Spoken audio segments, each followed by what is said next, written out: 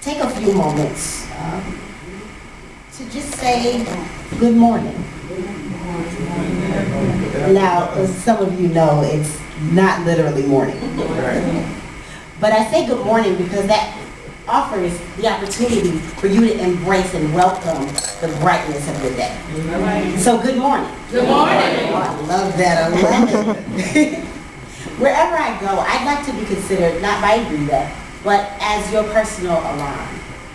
Because I intend to challenge you. For however long we are in this encounter, I intend to challenge each and every one of you. Because the place that you're in right now is not necessarily where God wants you. You might be thinking, oh, okay, well, I run my own business, I have my car, my house, my family, and I'm pretty content. But there's a possibility that there's more for you.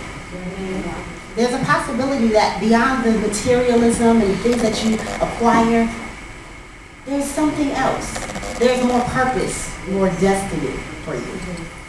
So again, I say good morning. Good morning. And welcome to your brightest day. Amen.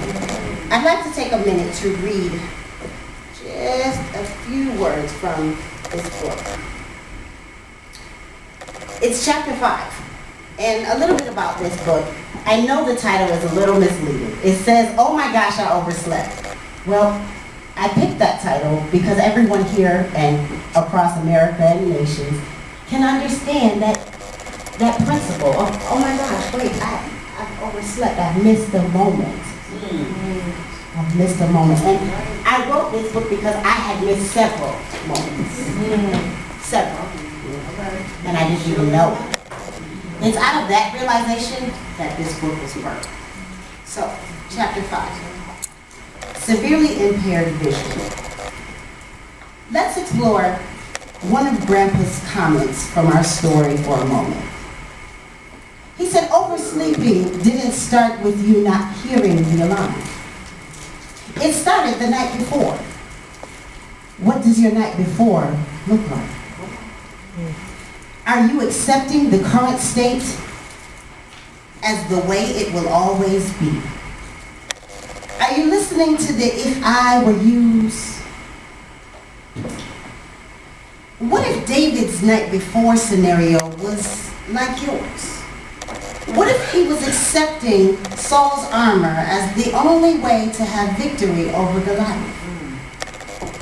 In 1 Samuel, the 17th chapter, the Bible depicts a story of a young shepherd boy that kills a giant. I've heard this story told a million times over, and I have read it a few times myself. What grasped my attention are the 38th and 39th verse. So Saul clothed David with his armor, and he put on a bronze helmet upon his head. And he also clothed him with a coat of mail. David fastened his sword to his armor and tried to walk, for he had not tested them. And David said to Saul, I cannot walk with these, for I have not tested them. So David took them off. With all of Saul's armor, David was severely impaired. I can imagine Saul's helmet was probably fit for the likes of Shaquille O'Neal. I further imagine that David was about the size of Stephen Q. Urkel. Can you picture Shaq taking off a helmet and putting it on Urkel's head? Now that's truly a hysterical sight to see, right? But I believe that is how ridiculous that David looked with Saul's armor on.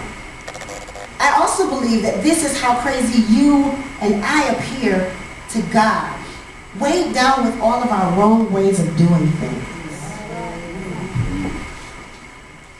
I have a quote next to the beginning of this chapter. It says, we sacrifice purpose for pleasure and wonder why we stagnate in life.